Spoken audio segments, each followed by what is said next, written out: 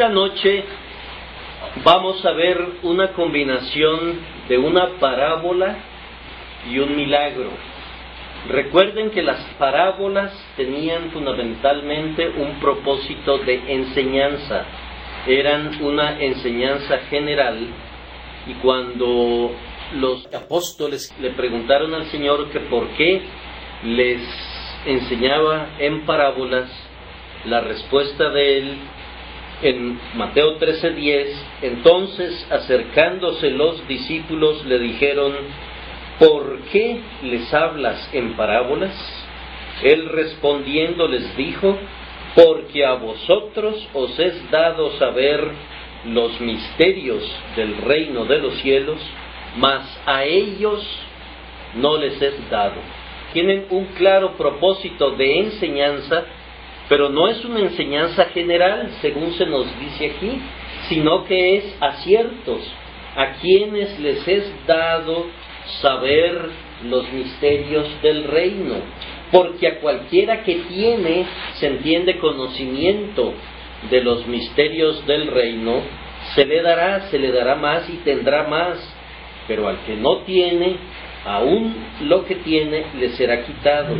Por eso les hablo por parábolas, porque viendo no ven, y oyendo no oyen ni entienden. Ese es el propósito de las parábolas, según el propio Señor Jesucristo las describe. Esta noche los voy a invitar a que hagamos un largo viaje así en la lluvia, más o menos así viajó nuestro Señor aquella noche en el lago de Genezaret, el lago de Tiberíades. Era una noche de tormenta y los discípulos iban en la barca con el Señor y remaron toda la noche en un muy mal tiempo.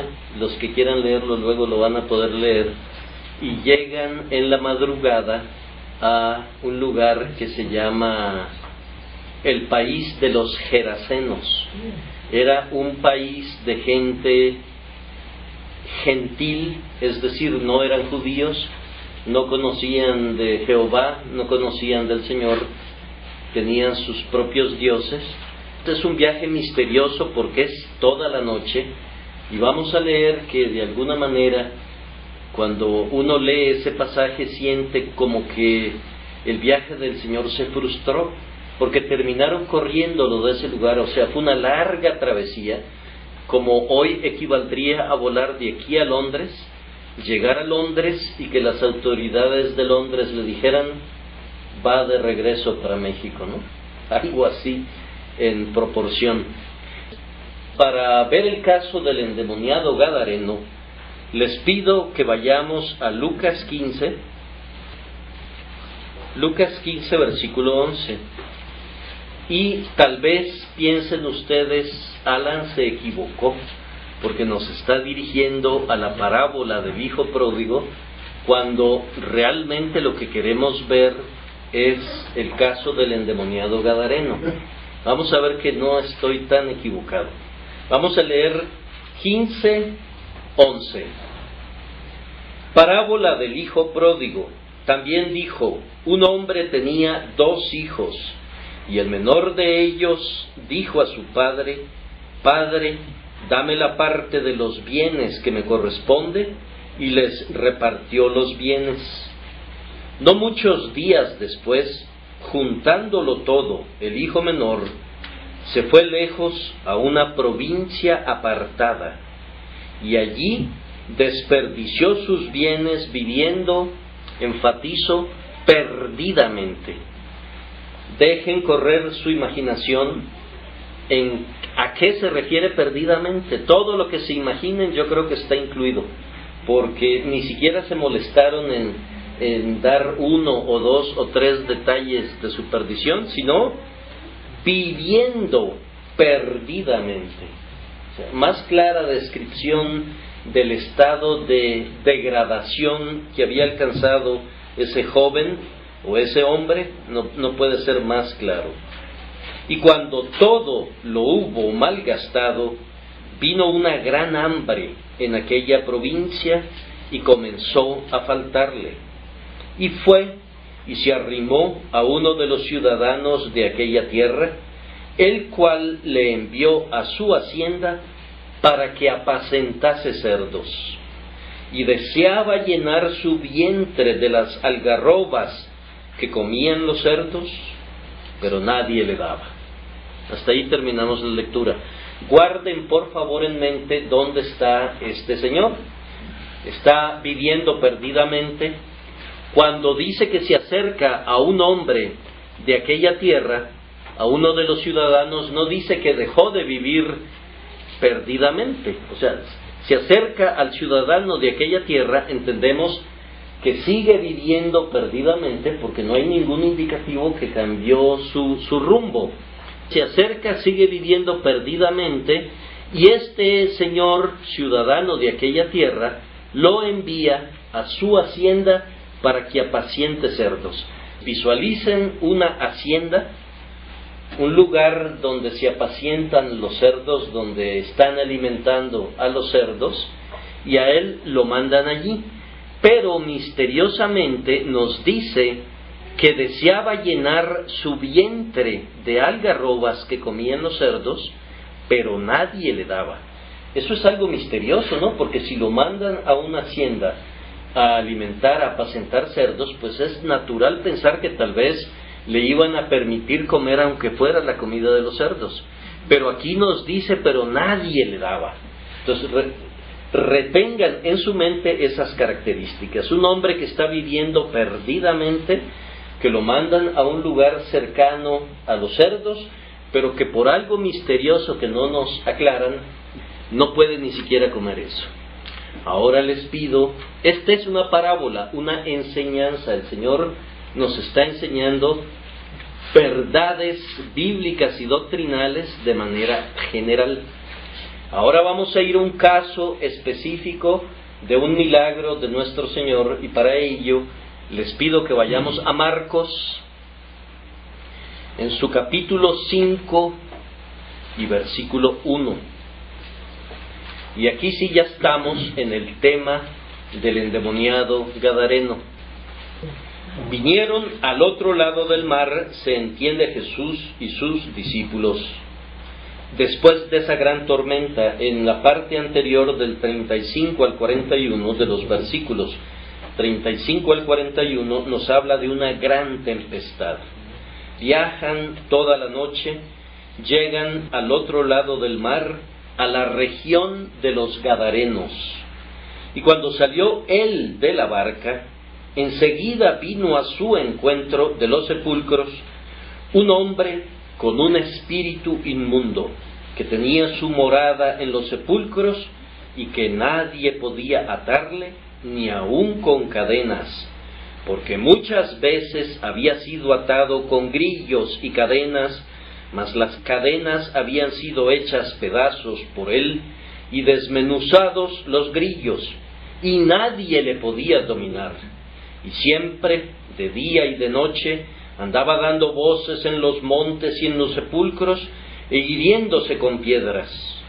Cuando vio pues a Jesús de lejos, corrió y se arrodilló ante él, y clamando a gran voz, dijo: ¿Qué tienes conmigo, Jesús, Hijo del Dios Altísimo? Te conjuro por Dios que no me atormentes. Porque le decía: sal de este hombre, espíritu inmundo. Y le preguntó: ¿cómo te llamas?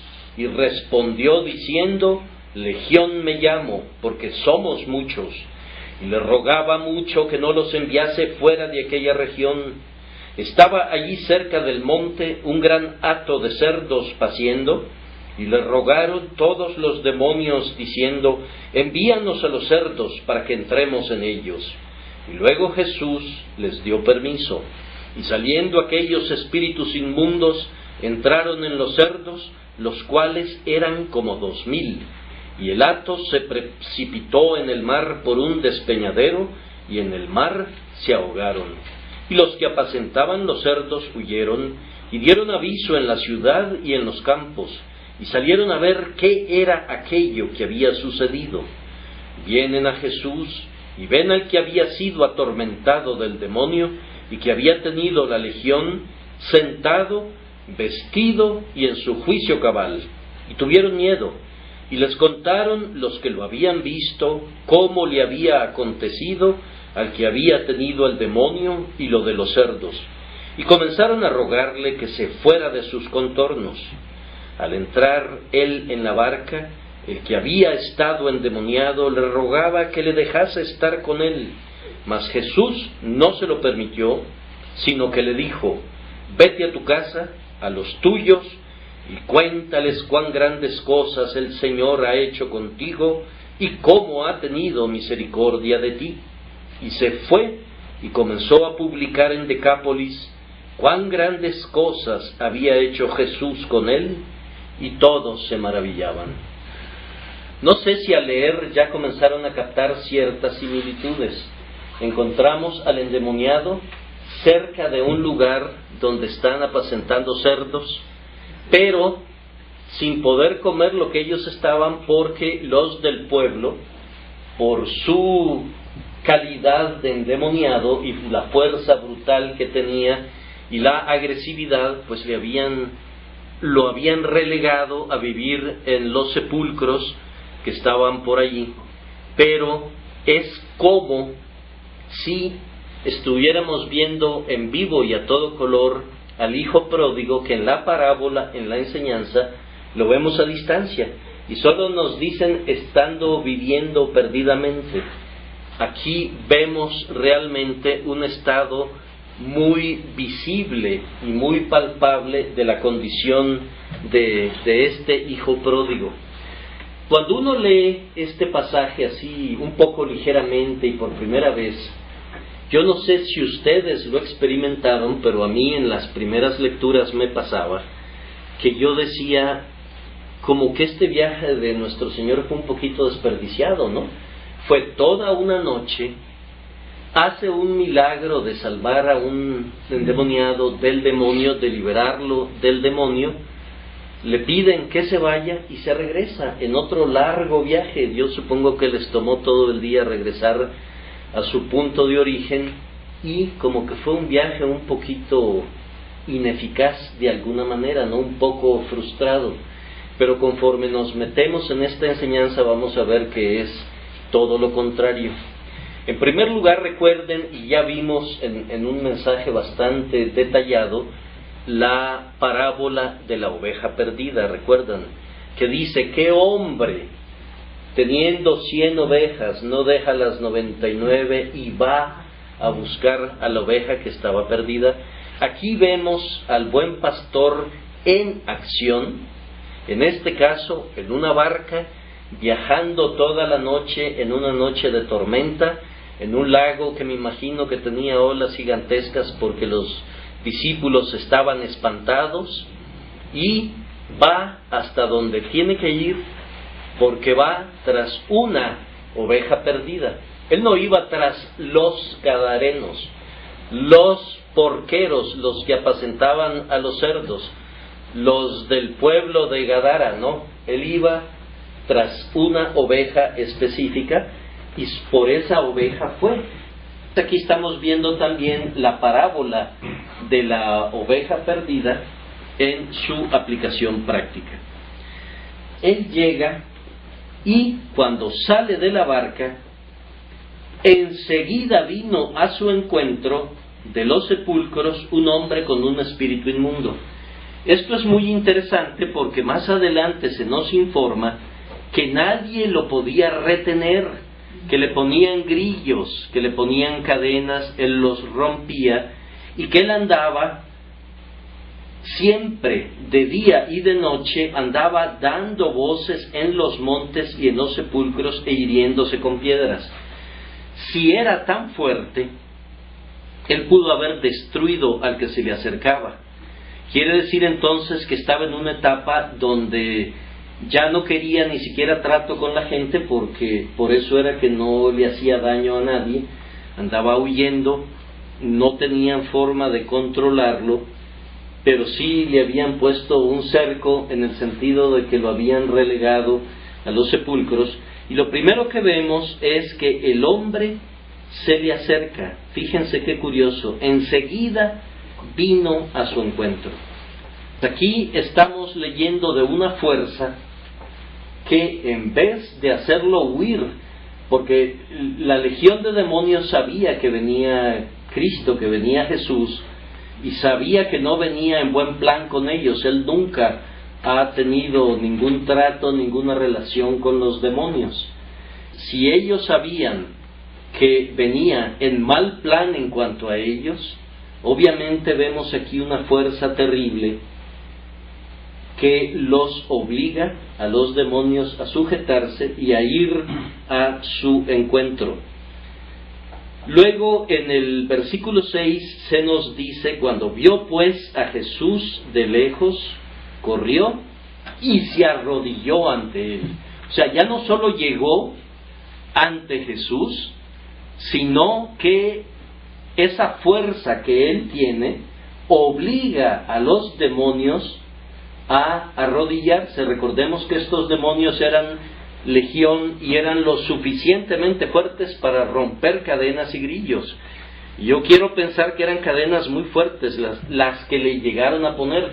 Tal vez al principio le ponían alguna cadenita por allí, pero conforme las rompía, luego le fueron poniendo cadenas más fuertes, las seguía rompiendo, y aquí vemos que él hace que esos demonios se arrodillen. En el versículo 8 les dice: sal de este hombre, espíritu inmundo. Y en el 7, porque el orden está cambiado, dice, clamando a gran voz el demonio: ¿qué tienes conmigo, Jesús, Hijo del Dios Altísimo? El demonio le está reconociendo al Señor. Por un lado ya vimos que su poder, porque no pudieron huir, no pudieron evitar el encuentro con el Señor, sino que tuvieron que acercarse a Él y tuvieron que someterse, arrodillarse ante Él, que es lo que va a hacer todo el mundo al final de los tiempos, que toda rodilla se doblará ante Él y confesará que Él es Señor. Aquí los demonios estaban reconociendo que Él es Señor. El endemoniado se estaba dando cuenta en ese momento de atributos de Dios, que es el primer elemento, recuerdan, que hay que tomar en cuenta en la predicación del Evangelio. Sabemos que aún en los milagros nuestro Señor está siguiendo el procedimiento evangélico de presentar primero los atributos de Dios, su poder, su omnipotencia, su omnisciencia, todo lo que sabemos, y también su santidad, y también su justicia, y también su ira. El endemoniado aquí estaba recibiendo mensajes claros, aunque él todavía seguía poseído por los demonios, estaba recibiendo mensajes claros de que tenía enfrente al Hijo de Dios Altísimo y que tenía un gran poder, porque los demonios estaban reaccionando de una manera que él no conocía. La manera que él conocía era salir corriendo, andando voces en los montes y en los sepulcros e hiriéndose con piedras. ¿Por qué? Porque los demonios lo que querían era matarlo. El hecho de que lo llevaban a herirse con piedras y a andar huyendo todo el tiempo y prácticamente no comer, era precisamente porque el demonio lo que quiere es matar a la persona y llevársela con ellos, ¿no? Había ese propósito de destruirlo, y de pronto ya no pueden controlarlo más, tienen que ir frente a Jesús y se tienen que arrodillar frente a Él. Hay una primera revelación de los atributos de Dios, y también hay una revelación de que Dios y el pecado no tienen nada en común. Por eso le está diciendo: sal de este hombre, espíritu inmundo. Y le preguntó: ¿cómo te llamas? Obviamente él sabía, ¿no? Pero para registro, para nuestra enseñanza, le dice: ¿cómo te llamas? Y responde: Legión me llamo, porque somos muchos. Legión aquí es una figura. Legión en el ejército romano eran, si alguien recuerda, 6,000 soldados. Si eran 6,000 soldados, entonces lo que nos está diciendo que eran muchos demonios, lo cual nos da un indicativo del grado de perversión al que este señor había llegado. Vamos a ir a Mateo 12 y vamos a leer en el versículo 43 al 45, donde nos vamos a recibir un poco de información del comportamiento de los espíritus inmundos. En el 43 dice: cuando el espíritu inmundo sale del hombre, anda por lugares secos. Esto es importante, es información que vamos a usar. Anda por lugares secos, buscando reposo y no lo halla. Dice: volveré a mi casa de donde salí. Y cuando llega, la halla desocupada, barrida y adornada. Va y toma consigo otros 7 espíritus peores que él, y entrados moran allí. Y el postrer estado de aquel hombre viene a ser peor que el primero. Así también acontecerá a esta mala generación. Aquí recibimos información que para que este señor tuviera una legión, es que ya había salido algún demonio de él, que había andado por lugares secos, que había buscado reposo, que no lo encontró, que invitó a 7 colegas, o a lo mejor a 14, porque aquí son rondas, ¿no? No quiere decir que son 7 y ya. Invitó a varias rondas de colegas más, y entraron en él, y moraron allí, y el postrer estado de aquel hombre, dice la Biblia, viene a ser peor que el primero. Ya nos vamos ubicando cuál es el estado de pecador de este señor. Ahora, antes de seguir adelante, yo les haría una pregunta. ¿Ustedes creen que este endemoniado se arrodillaba y le pedía a Dios: Señor, sálvame de los demonios, Señor, ven, sálvame? ¿Verdad que no? Entonces vemos que los 5 puntos del calvinismo, en el fondo, están mal expresados, porque los 5 puntos del calvinismo no es calvinismo. Nuestro Señor creía y actuaba conforme esas doctrinas. Yo pienso que hacemos mal al decir calvinismo, calvinistas, porque realmente son doctrinas de la Biblia. Cuando nos dice el primer punto de los 5 puntos del calvinismo, nos dice que el ser humano es totalmente depravado, no es un invento de Calvino.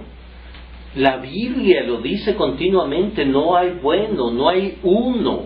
Continuamente está repitiendo que no hay bueno, y continuamente está haciendo ver el grado de maldad. Hombres de Dios tan llenos de fe como Abraham era mentiroso, ¿recuerdan? Y ¿sí recuerdan que era mentiroso Abraham? Dijo que Sara era su hermana para evitar que le hicieran daño a él, que lo mataran para quedarse con su bella Sara, porque Sara era bella. Y también, además, como se hacía viejo y viejo y viejo y no venía la simiente prometida, entonces decidió seguir el consejo y el empujoncito que le dio Sara, y no dudó mucho en seguir el consejo. Yo creo que le gustó, y tuvo su hijo de la carne, Ismael, y tuvo sus fallas. Y en el caso de David tuvo sus fallotas, porque David mató a Urías y cometió adulterio con Betsabé, y cuando andaba en Siclag le mentía al rey de los filisteos, y salía y mataba a pueblos enteros, niños y todo eso. Y cuando le preguntaba el rey: ¿y dónde andabas, David? Andaba matando judíos, andaba matando hebreos, ¿no? Ah, muy bien, David. Y dicen algunos comentaristas que la banda que él manejaba era tipo banda de asaltantes, de alguna manera. Y vemos a lo largo de la Biblia que todos los grandes hombres pues tuvieron grandes fallas, ¿no? La total depravación del ser humano no es un invento de Calvino, no es una doctrina de Calvino, es una doctrina claramente establecida en la Biblia.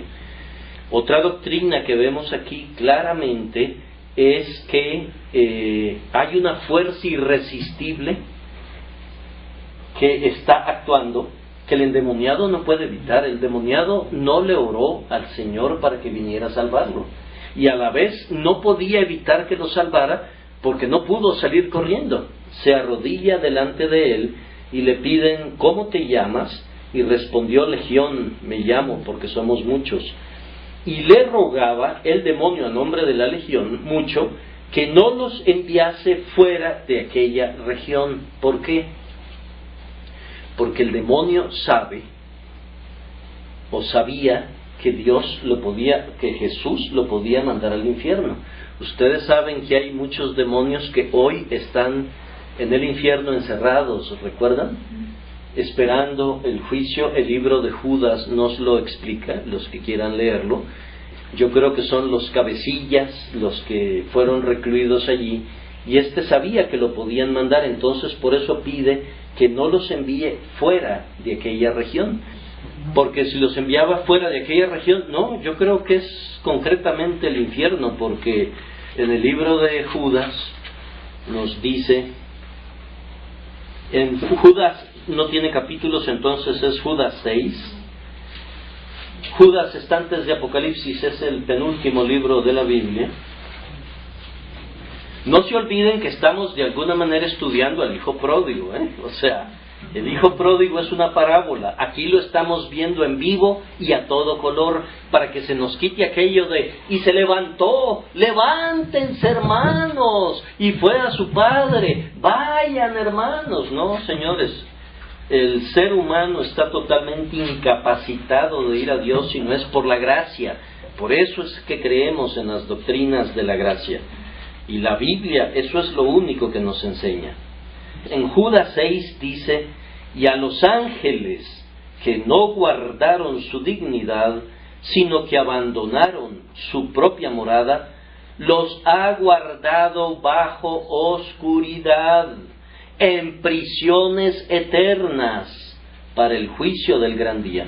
¿Dónde están esas prisiones? Creo que no nos interesa mucho si se llama el Tártaro o el pakistaní. Yo creo que lo importante es que la Biblia nos dice que están en prisiones eternas, están bajo oscuridad, y si Dios pudo mandar a estos allí, muy bien podía haber mandado a estos otros, en el caso del Gadareno, y por eso le suplica que no los envíe fuera de aquella región. ¿Qué le piden?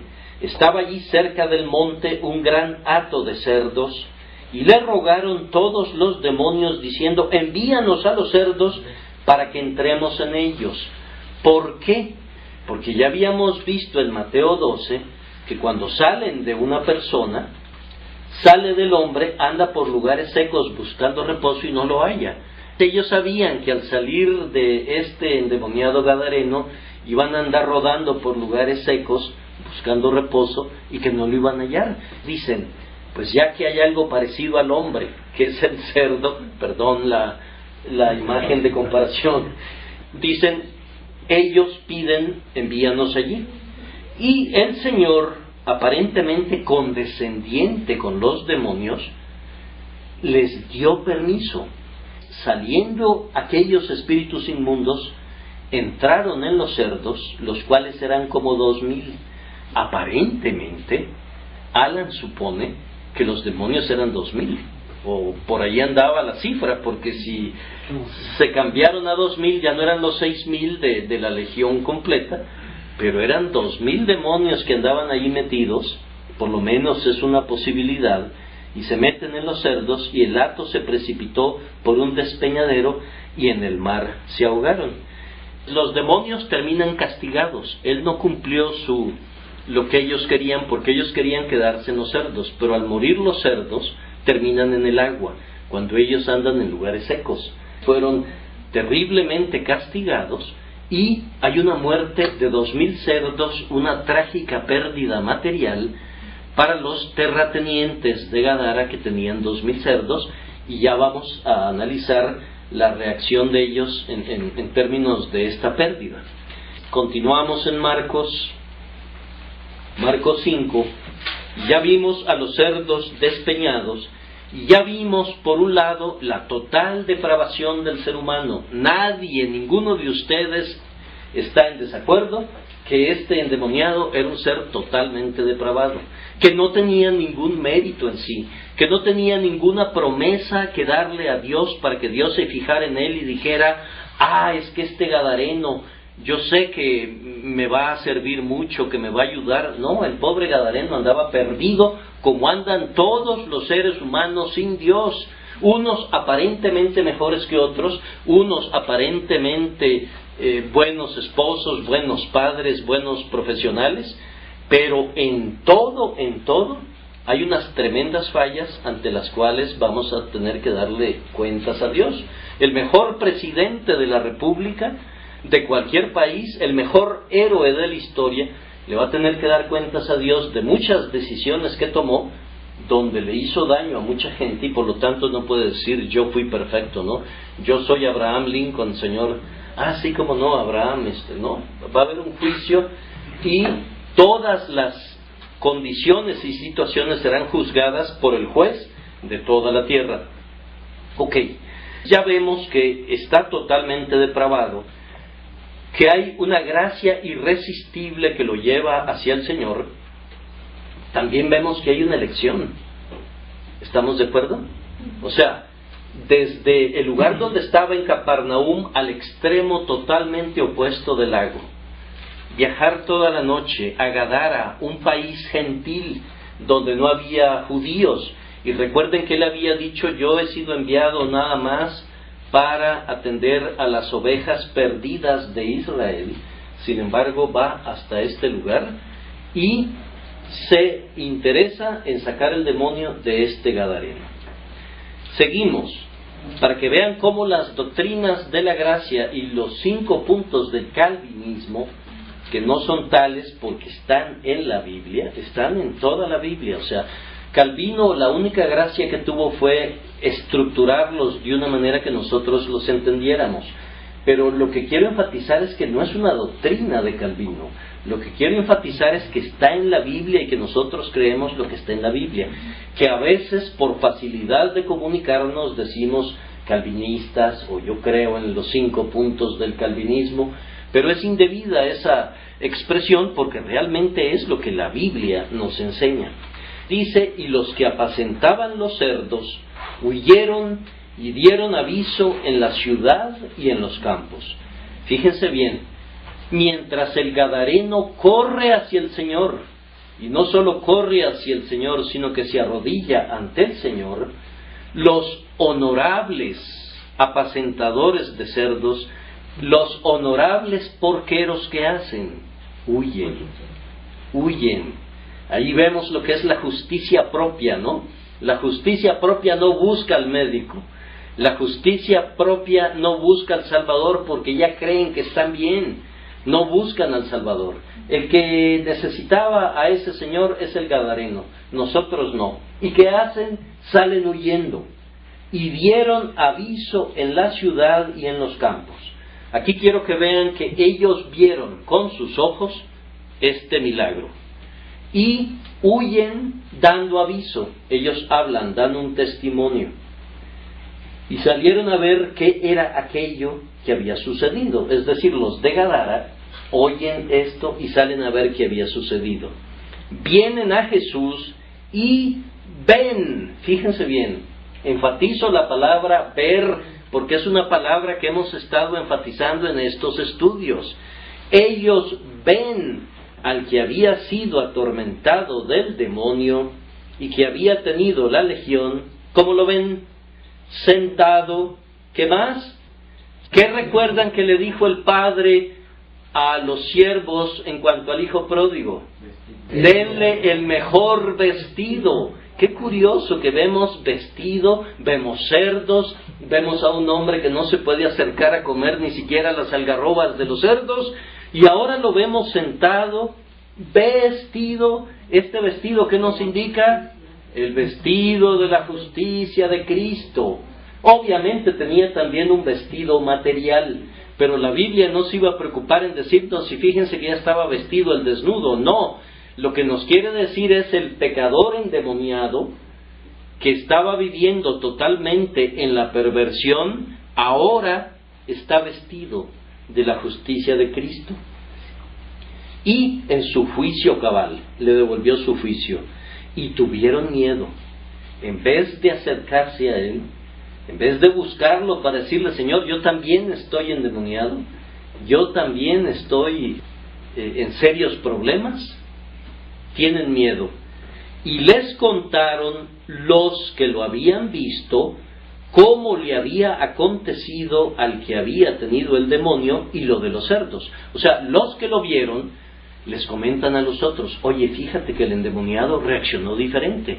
En vez de salir aullando y salir corriendo y salir dándose contra las piedras, aquí corrió hacia este señor. Y no solo corrió, sino que se arrodilló, intercambiaron unas palabras, hubo una sacudida y el hombre quedó tranquilo, totalmente tranquilo, y los que se pusieron locos fueron los cerdos, que ya puestos locos salieron corriendo a toda velocidad y se despeñan en el lago.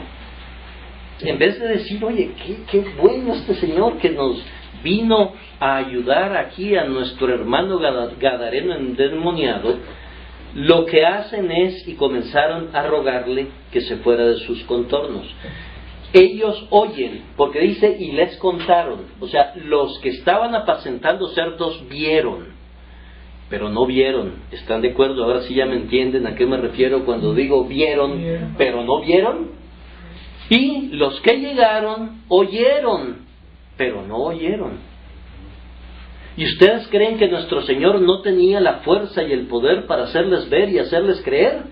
Claro que sí. Si tuvo el poder para sacar a la legión del endemoniado gadareno, tenía con un dedo poder hacerles ver y hacerles oír a los otros, y no lo hizo.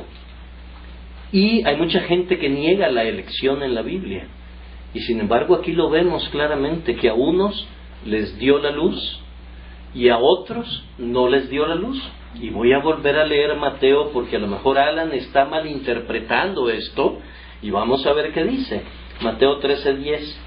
Entonces, acercándose los discípulos, le dijeron, ¿por qué les hablas por parábolas? Él respondiendo les dijo, porque a vosotros os es dado saber los misterios del reino, mas a ellos no les es dado, porque a cualquiera que tiene, se le dará y tendrá más, pero al que no tiene, aún lo que tiene le será quitado. Por eso les hablo por parábolas, porque viendo no ven, y oyendo no oyen ni entienden. Vemos claro que los que apacentaban los cerdos vieron y no vieron, y los de la ciudad que llegaron oyeron la historia y tenían los oídos tapados y no oyeron, y comenzaron a rogarle que se fuera de sus contornos. ¿Por qué le ruegan que se vaya de sus contornos? Porque en la balanza tenían a 2,000 cerdos de este lado, y tenían a un vil y pobre endemoniado de este lado, y en la balanza para ellos pesaba muchísimo más 2,000 cerdos que un hombre endemoniado. Si pierden 2,000 cerdos y ganan la salud de un endemoniado, no ganan absolutamente nada en su criterio.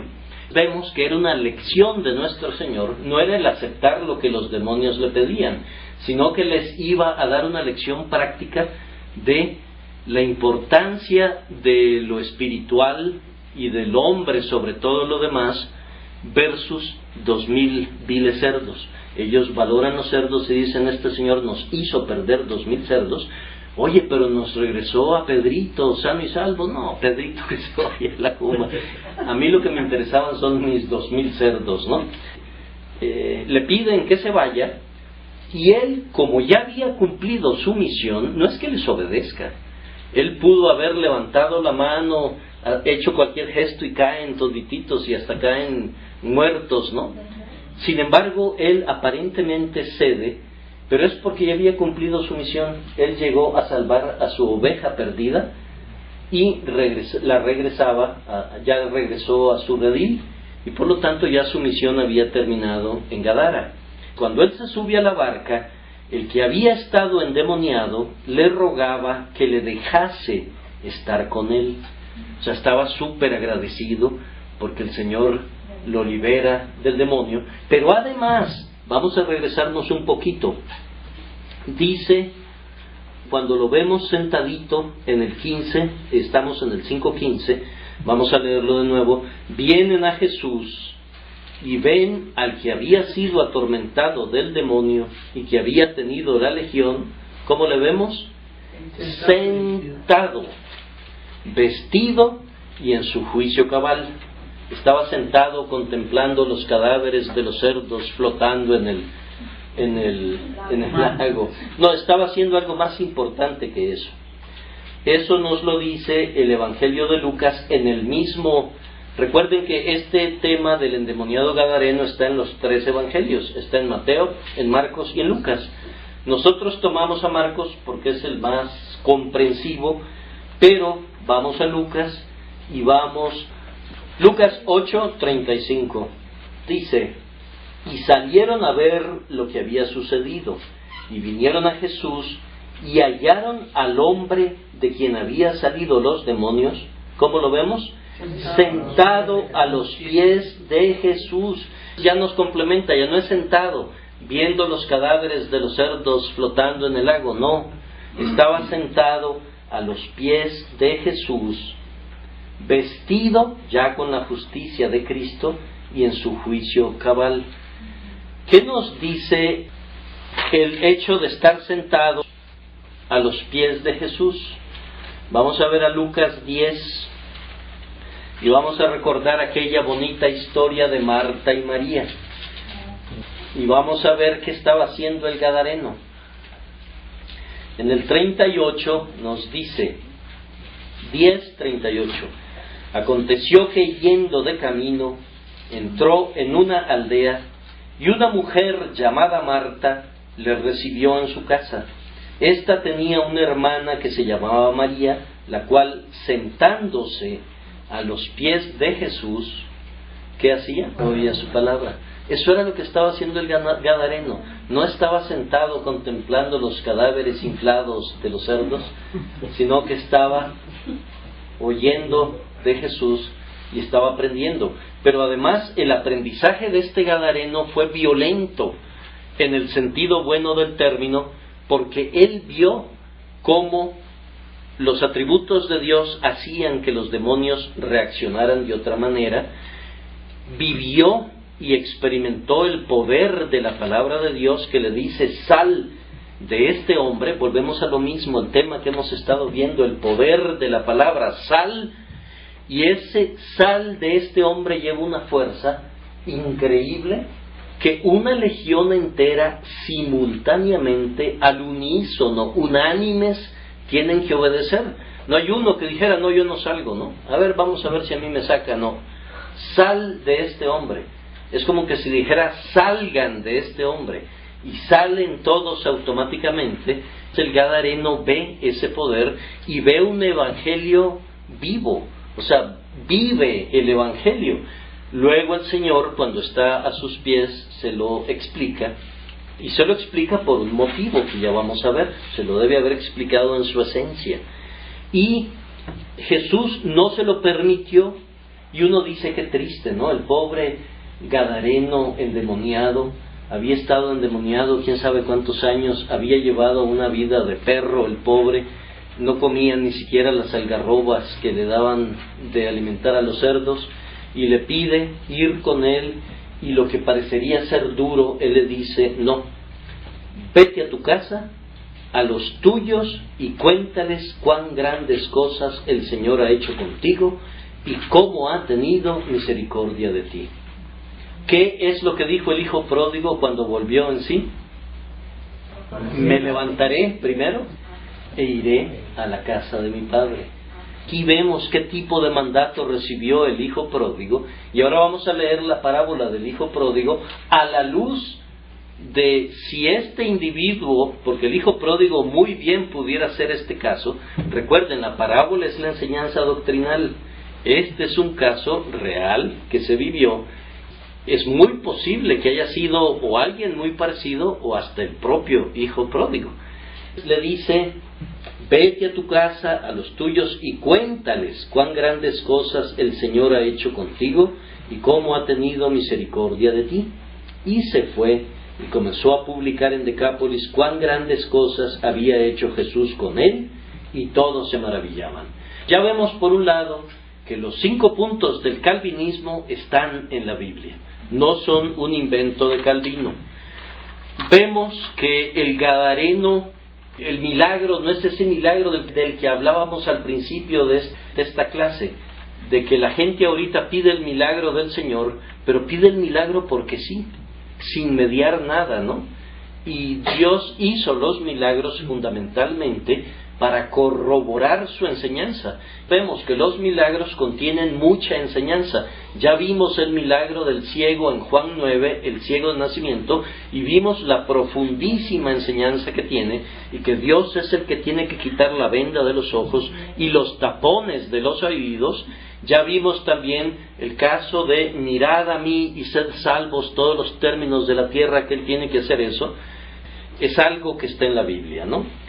Él recibió el Evangelio. ¿Cómo? Recuerden que es el Evangelio. Lo vamos a revisar rapidito porque es importante siempre revisarlo. El Evangelio normalmente lo entendemos o lo entendemos en parte, o a lo mejor no lo entendemos. Vamos a revisarlo ahorita porque vale la pena. En el Evangelio siempre se presenta primero Dios y los atributos. Dios revelado, porque el hombre no puede alcanzar el conocimiento de Dios. Dios se tiene que revelar, y entre las cosas que nos revela son sus atributos, su persona, quién es Él en la medida en que nos quiere revelar eso. Y nos revela lo que nosotros conocemos, nosotros, como atributos positivos, y nosotros definimos como negativos otros negativos para nosotros. Los positivos pues son los que conocemos todos, ¿no? La omnisciencia, la omnipotencia, la sabiduría, la omnipresencia, la presciencia, que sabe por anticipado todo, porque Él es el autor de todo. Dios es luz, Dios es espíritu, es lo que sabemos. Dios es amor. Esos son atributos de Dios que Él nos ha revelado. Pero también nos ha revelado otros atributos que muchas iglesias a veces malintencionadamente omiten. Y es que Dios es santo, Dios es justo y tiene que castigar el pecado. Dios es santo y odia el pecado, y debido a que nosotros somos pecadores, Dios está airado con nosotros. Eso la Biblia lo repite de principio a fin. Entonces, al estar Dios airado con nosotros porque hemos quebrantado su ley, eso es el pecado, Dios nos ha dado una ley, que son sus 10 mandamientos, y Jesucristo los vino a explicar todavía más en el Sermón del Monte. Esos mandamientos nosotros los quebrantamos continuamente, y son una señal de nuestra relación con Él. Los mandamientos lo que nos reflejan es la persona de Dios, quién es y cómo quiere que nos relacionemos con Él. Al quebrantar nosotros esos mandamientos, estamos quebrantando nuestra relación con Él, nos estamos poniendo de malas con Él, Él se pone de malas con nosotros. Eso es el pecado. El pecado no es otra cosa que la transgresión del mandamiento de Dios, de la ley de Dios.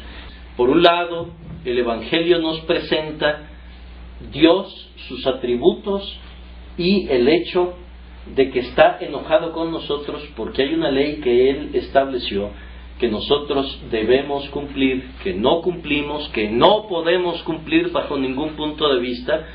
Ni el mejor hombre del mundo puede cumplir, ni la mejor mujer del mundo puede cumplir la ley a la perfección.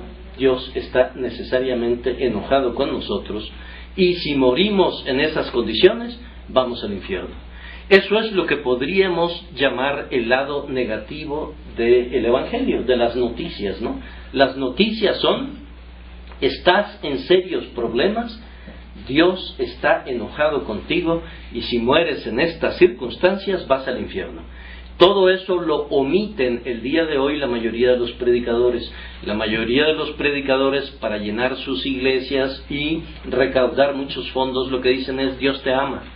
Dios te ama, hermano, levanta la mano si estás de acuerdo en aceptar a Jesucristo porque Él te ama.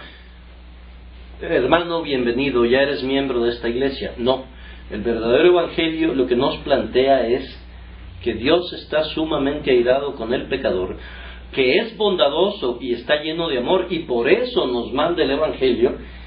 Y la parte buena, la buena nueva es que Él manda a su Hijo al mundo, que viene, nace como un ser humano, vive, cumple la ley a la perfección, nos enseña el reino, trae las nuevas del reino de los cielos, muere por el pecado de aquellos que van a ser salvos, y a su vez cubre de justicia a aquellos que van a ser salvos. Hay ese intercambio que se tiene que dar necesariamente. La persona que ha de ser salva le entrega a Dios sus pecados por el arrepentimiento. O sea, no es que ahí están, Señor, mis pecados y yo sigo mi vida tal cual, ¿no? No. Por el arrepentimiento se los entrego a Él. Me quiero deshacer de esos pecados, y ese arrepentimiento, ya vimos, es un don de Dios. Y por fe me acerco a la cruz, y su sangre me baña y me limpia de los pecados, y a cambio yo me quedo desnudo ya de pecado, y ya soy agradable a Dios. No, porque yo soy agradable a Dios hasta el momento en que Jesús me viste con su traje de justicia. Ya me presento, el famoso traje del Gadareno y del hijo pródigo y de todos los casos que vemos, ya con ese traje de justicia. En otras palabras, ya soy miembro del cuerpo de Cristo. Ese es mi traje de justicia, el hecho de que Él es la cabeza y yo ya estoy allí. Ya soy grato a Dios y ya me puedo presentar ante Él y ya le puedo decir Padre, y Él viene a mi corazón a reinar. Ese es el reino de Dios ya en este mundo, el reino de Dios en nuestro corazón, después de haber sido perdonado de nuestros pecados y de haber sido adoptado como hijo. Ese es el Evangelio, es sencillo.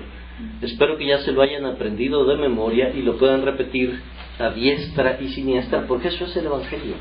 Y nunca hay que olvidarse de esos elementos. No es una fórmula, son elementos que están claramente en todo momento que hay una salvación, y lo vemos en el caso del Gadareno, cuando dice: Hijo del Dios Altísimo, ¿qué tienes conmigo? El pecado y Él no se llevan, y le está reconociendo Hijo del Dios Altísimo, y le está reconociendo el poder, algunos de los atributos.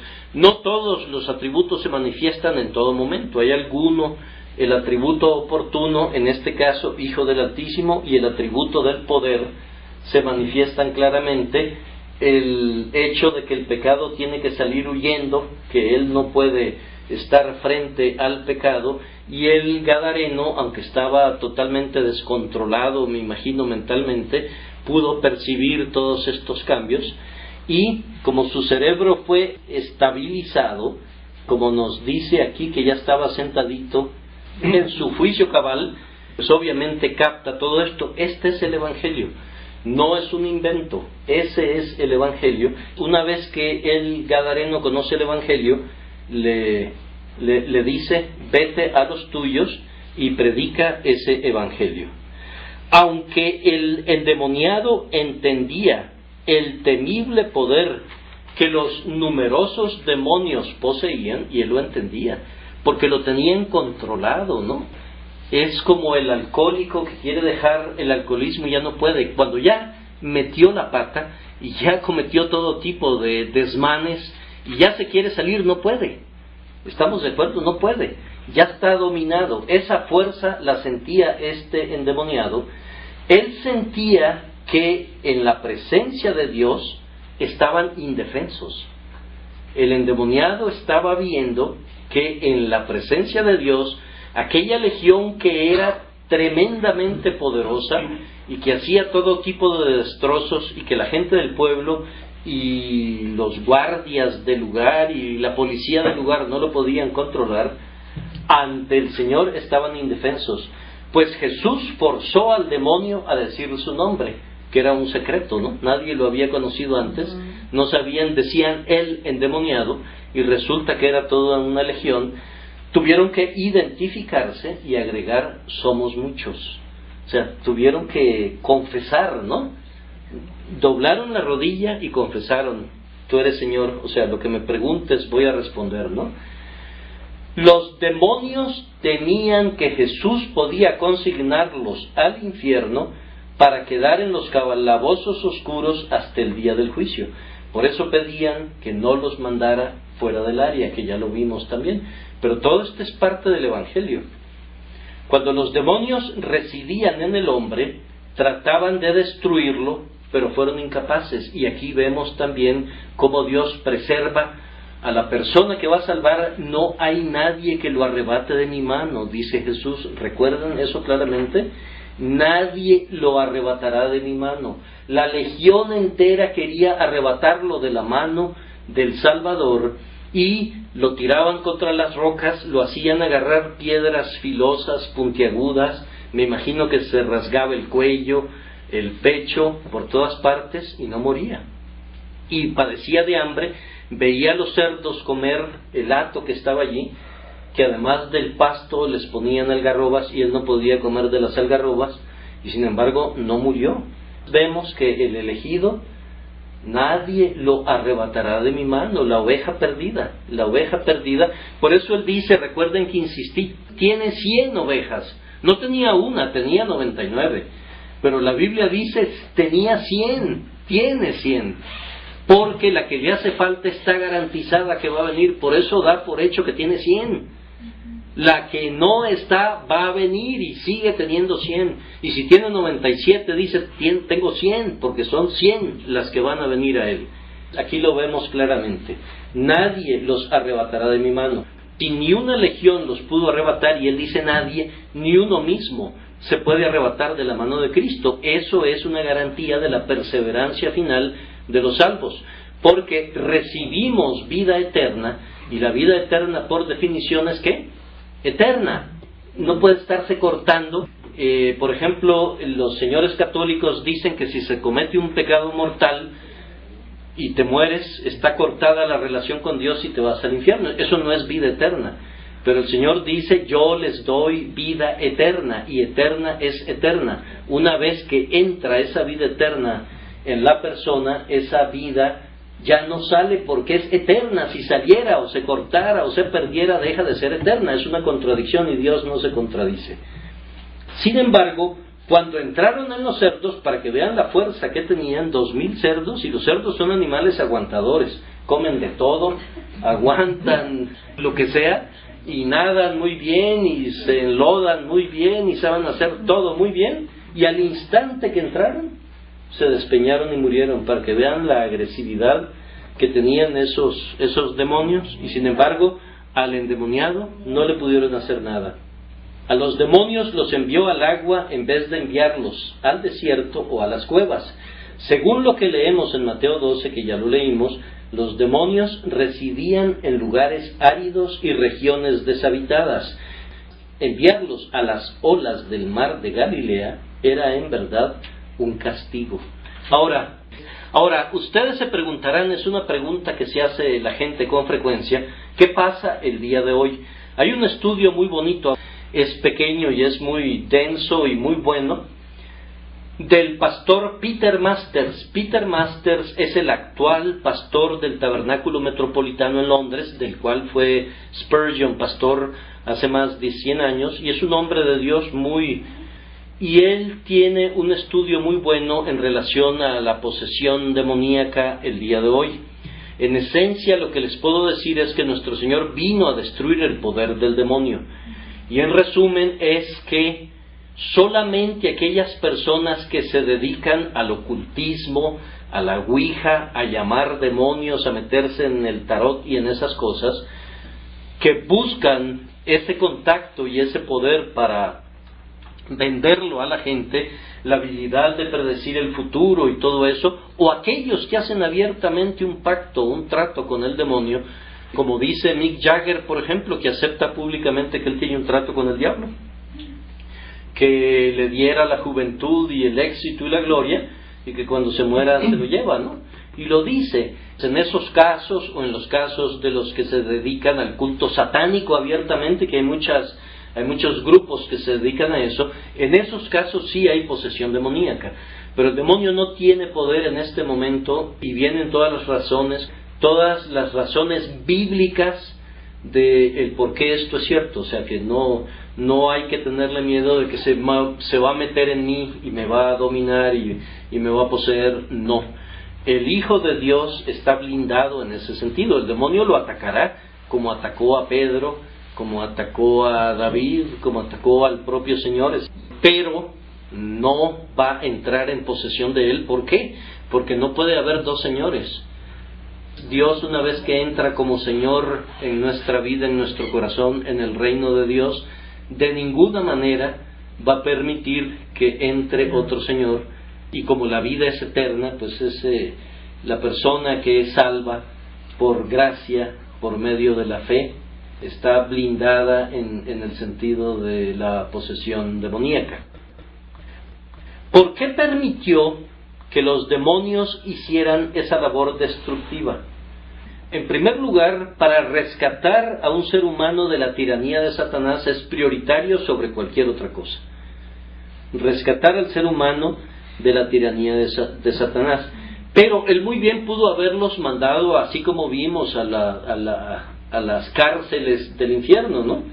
Sin embargo, acepta que entren en los cerdos para mostrarles a esos hombres que estaban totalmente materializados, con amor al dinero, que tenían su corazón endurecido por el amor al dinero, los lleva a esa experiencia para que luego con la predicación del propio Gadareno, a ver si los que habían sido elegidos por Dios se iban a convertir, sobre esa enseñanza de que tienes que aceptar que lo material no vale absolutamente nada, porque un alma vale más que todo el mundo.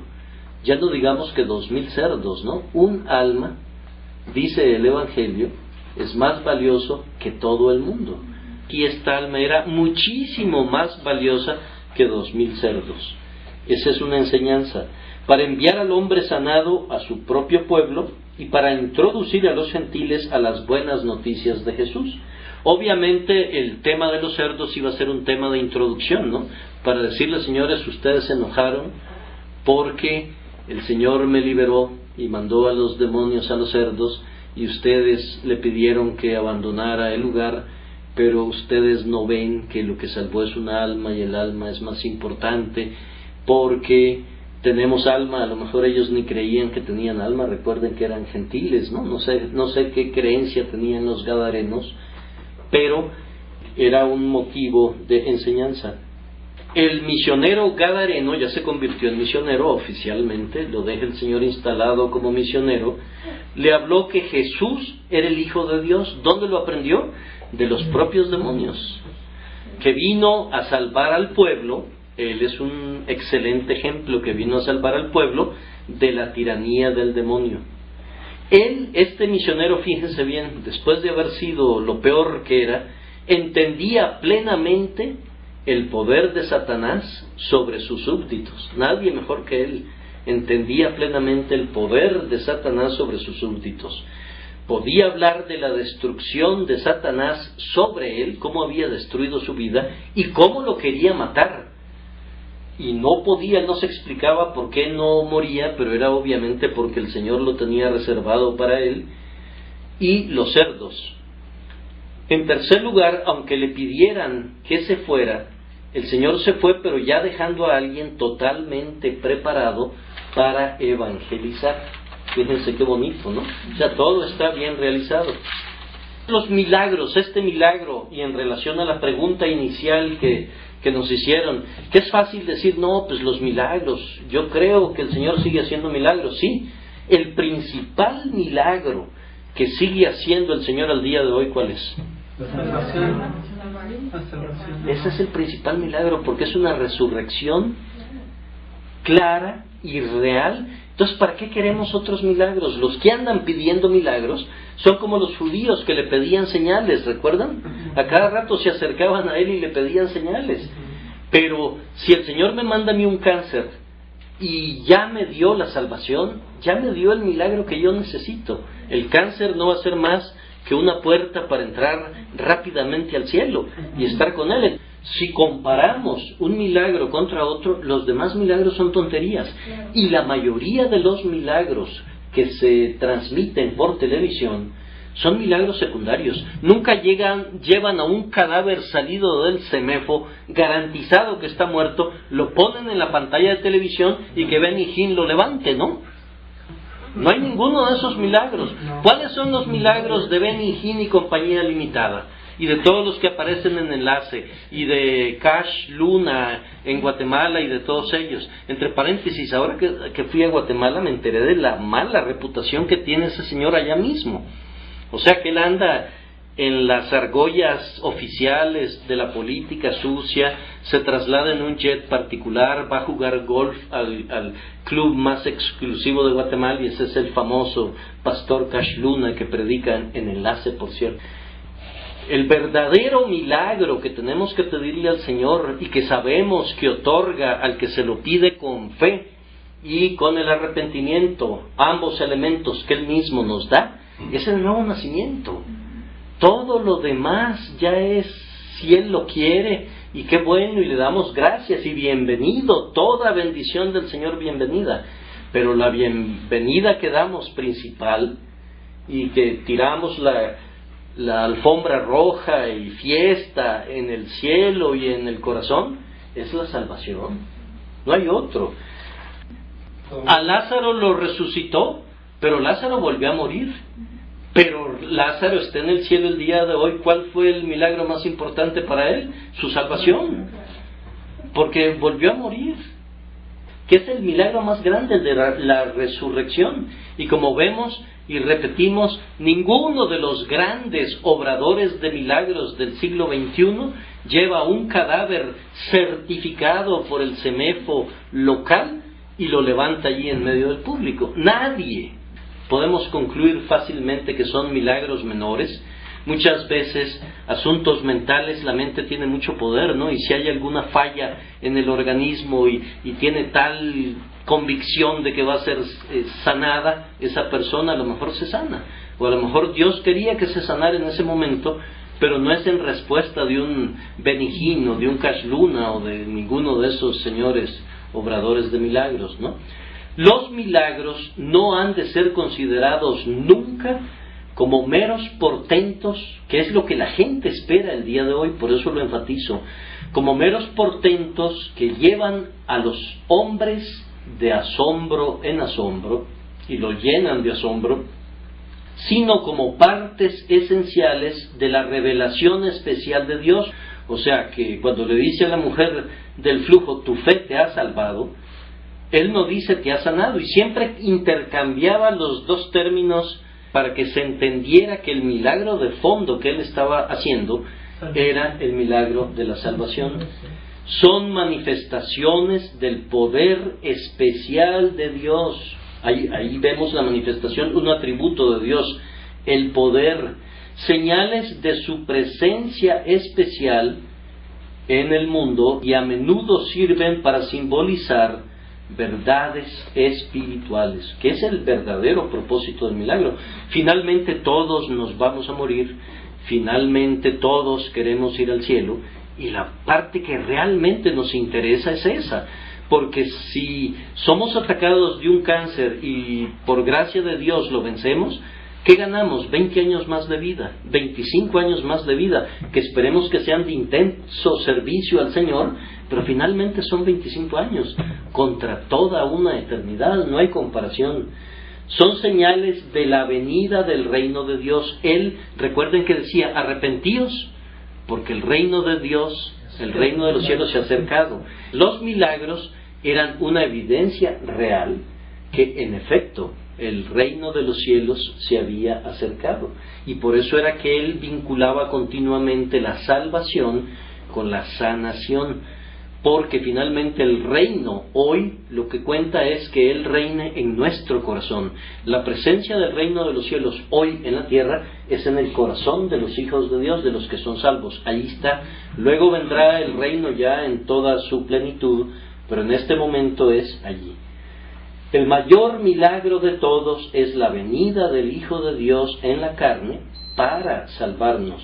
En Él, para morir en la cruz y para resucitar y conseguir el perdón de nuestros pecados. En Él, la creación entera de Dios está siendo restaurada y llevada a su belleza original. Ahora vamos a leer la parábola del hijo pródigo, pero ya no viendo al héroe que todo mundo ve en el hijo pródigo, sino viendo la realidad de un tipo prácticamente endemoniado que vivía perdidamente. Vamos a ver qué dice. Un hombre tenía 2 hijos, y el menor de ellos dijo a su padre: Padre, dame la parte de los bienes que me corresponde, y les repartió los bienes. No muchos días después, juntándolo todo el hijo menor, se fue lejos a una provincia apartada, en nuestro caso se fue a Gadara, y allí desperdició sus bienes viviendo perdidamente. Y cuando todo lo hubo malgastado, vino una gran hambre en aquella provincia y comenzó a faltarle, y fue y se arrimó a uno de los ciudadanos de aquella tierra, el cual le envió a su hacienda para que apacentase los cerdos junto al lago, y deseaba llenar su vientre de las algarrobas que comían los cerdos, pero nadie le daba, porque suponemos que por estar endemoniado lo corrían y lo tenían en el ostracismo, en los sepulcros, y por lo tanto nadie le daba. O sea, encaja muy bien. No estoy diciendo que él sea, pero encaja perfectamente y entendemos mejor la parábola del hijo pródigo a la luz de el gadareno. Nadie le daba. Y volviendo en sí, dijo, ahora, sabiendo el caso del gadareno, ¿creemos que es y volviendo en sí por sus pistolas? No, ahora nos queda muy claro que ese volviendo en sí es por un don de Dios, que lo fue a buscar a su oveja perdida al lugar lejano donde estaba y lo hace volver en sí. Dijo: ¿cuántos jornaleros en casa de mi padre tienen abundancia de pan y yo aquí perezco de hambre? ¿Cuántos jornaleros tienen libertad de los demonios y yo aquí estoy sometido a una legión? Me levantaré e iré a mi padre. Y recuerden que el gadareno se levantó y fue y se arrodilló ante su padre. Y le diré: Padre, he pecado contra el cielo y contra ti, ya no soy digno de ser llamado tu hijo, hazme como a uno de tus jornaleros. Y levantándose, vino a su padre. Ya vimos al gadareno levantándose, venir a su padre. Y cuando aún estaba lejos, lo vio su padre. Imagínense qué lejos que estaba, que tuvo que atravesar todo el lago en una noche de tormenta, que eso hace más lejos la cosa, ¿no? Más tiempo, más esfuerzo. Lo vio su padre y fue movido a misericordia y corrió sobre todo el lago y se echó sobre su cuello y le besó. Ya entendemos que es el padre, como les comenzaba a decir yo la otra noche, el que tiene una parte activa, que no es el hijo que lo viene a buscar, sino que esta es una parábola del padre misericordioso que va y busca al hijo pródigo. Porque además, lejos, esta palabra que está aquí es la misma que está al principio del país lejano, y por lo tanto el griego lo que nos está diciendo es: el hijo sigue lejos. No era que ya estaba allá nomás tras lomita, ya le veo la figurita que viene, que sube y que baja por el camino. No, el hijo sigue lejos. Fue movido a misericordia y corrió y se echó sobre su cuello y le besó. El padre lo ve con ojos de misericordia. Fue movido a misericordia. Corre con piernas de misericordia y se echa sobre su cuello y lo abraza con brazos de misericordia y le da un beso de misericordia con boca de misericordia. Es el padre totalmente teniendo misericordia por ese hijo endemoniado, llamémoslo así. Y el hijo le dijo: Padre, he pecado contra el cielo y contra ti, ya no soy digno de ser llamado tu hijo. Pero el padre dijo a sus siervos: sacad el mejor vestido. No hay otro mejor vestido, el vestido de la justicia de Cristo, y vestidle, y poned un anillo en su mano en señal de hijo, de adopción, y calzado en sus pies. En Efesios nos da la descripción de el objetivo del calzado. Y traed el becerro gordo y matadlo. Tiene que haber sangre en toda expiación. El becerro aquí es un símbolo de la muerte de Cristo en la cruz. La sangre es derramada para este becerro, y comamos y hagamos fiesta. Y aquí viene lo importante, para que vean que no les he estado mintiendo. Porque mi hijo muerto era y ha revivido. Entonces este hijo no podía por sí mismo decir me levantaré y volviendo en sí. Un muerto no vuelve en sí, tuvo que haber sido vuelto en sí, y no se puede levantar, tiene que ser levantado. Porque mi hijo muerto era y ha revivido, y solo Dios puede revivir a un muerto.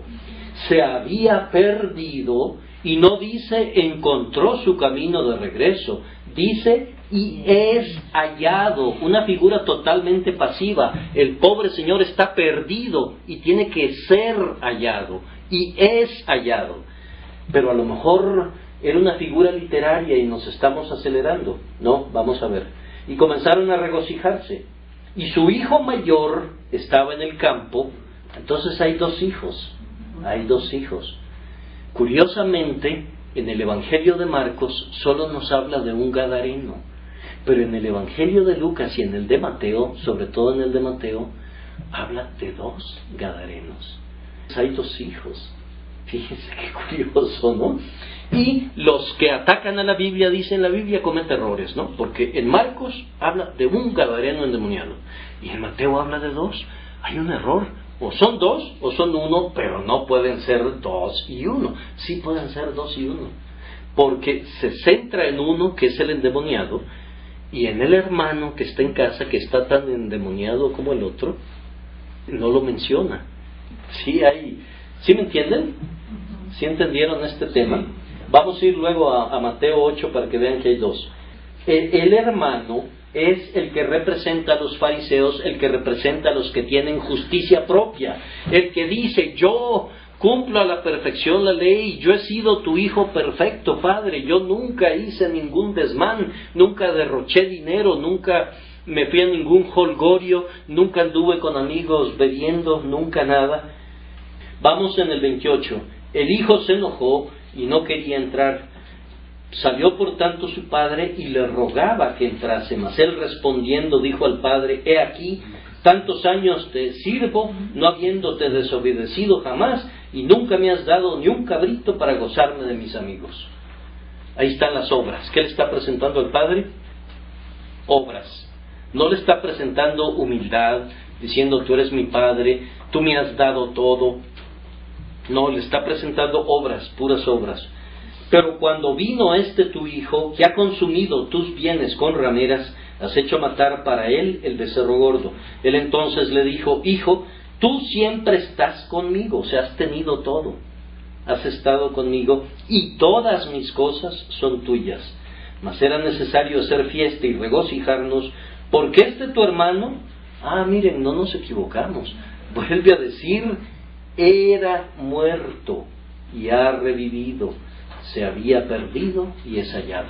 Esto nos enseña que la parábola del hijo pródigo normalmente la vemos al revés. O sea, comenzamos a ver al hijo pródigo, comenzamos a ver que el hijo dice de pronto, volviendo en sí, y me arrepiento y me levantaré e iré a mi padre, y ustedes escucharon o escucharán miles de predicaciones echándole porras al hijo.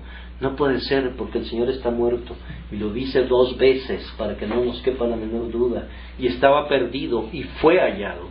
Y ya lo vimos como en el caso del gadareno, que es tremendamente aplicable al caso del hijo pródigo, hay muchas similitudes. Tiene que ir el Señor a buscarlo y traerlo.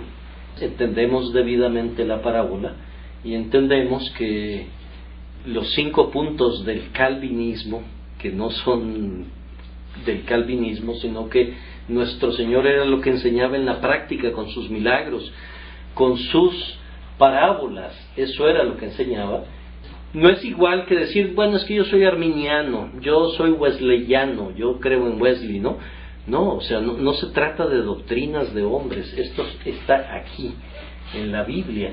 Y esto es un poco lo que el señor Spurgeon trataba de predicar siempre, y por eso el Señor bendecía con abundancia de bendiciones su predicación, porque él predicaba desde este punto de vista de que todo es por gracia, porque así es, no hay otra. El ser humano no puede hacer absolutamente nada por sí mismo, todo nos tiene que venir de Dios. Y le damos muchas gracias porque nos está enseñando de manera muy clara estas doctrinas, que yo espero que se nos afiancen a nosotros muy firmemente, que no nos quepa la menor duda de que así es, y que con mucho denuedo la prediquemos y la publiquemos y la distribuyamos. Y una forma muy sana de hacerlo, además de regalar Biblias y de hablar, es regalar folletitos y sermones de Spurgeon, porque esta es la doctrina que enseñan realmente, ¿no?